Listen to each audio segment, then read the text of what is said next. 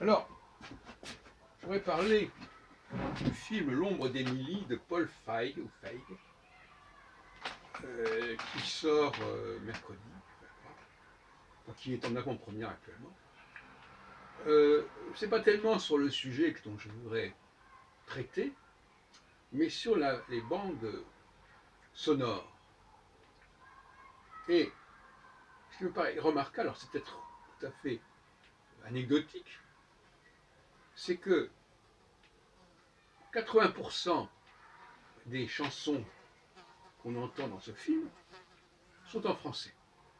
C'est un film anglais, qui se déroule aux États-Unis.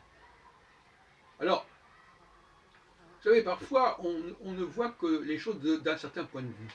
On dit, ah oui, il y a beaucoup de chansons anglaises dans les films français.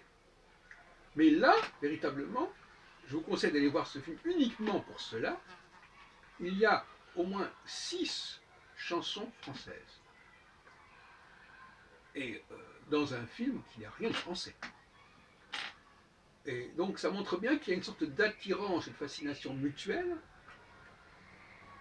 qui, en tout cas, commence à se manifester. Je ne pense pas que ce soit un cas unique. C'est symptomatique sociologiquement.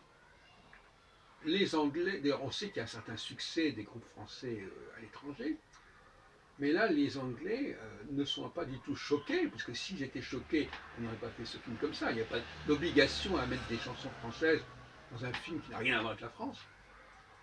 Tout comme il n'y a aucune raison de mettre des chansons anglaises dans un film qui n'a rien à voir avec l'Angleterre.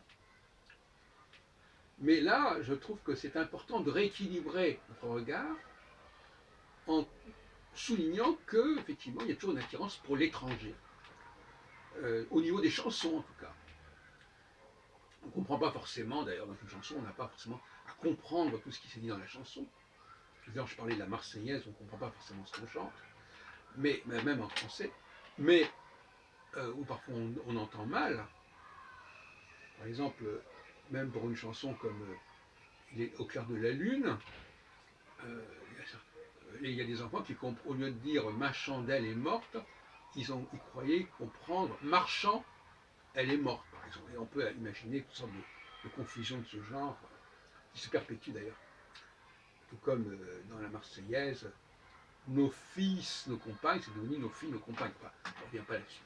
Mais là, j'ai été tout heureusement surpris. En tout cas, ça m'a secoué parce que j'avais une vision un peu asymétrique des choses.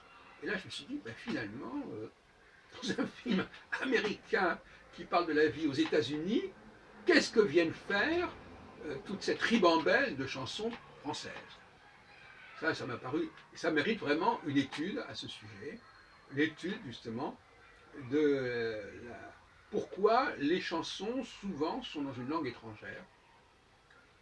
Et par-delà, le fait que certaines les chansons peuvent avoir une carrière dans leur propre pays, dans leur propre zone de langage, mais il y a quelque chose de cet ordre-là qui, c'est un peu aussi vrai pour la poésie, où on n'est plus complètement dans le domaine de la compréhension.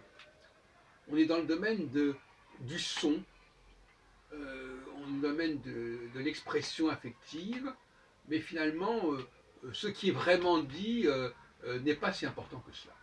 Et à partir de ce moment-là, on peut effectivement utiliser une langue étrangère, encore que dans le cas du français, on ne peut pas parler d'une langue radicalement étrangère à l'anglais, et il y a beaucoup de mots français que les Anglais comprennent, ils peuvent deviner, tout comme nous, quand on écoute de l'anglais, il y a beaucoup de mots anglais qui sont calqués en vérité sur le français.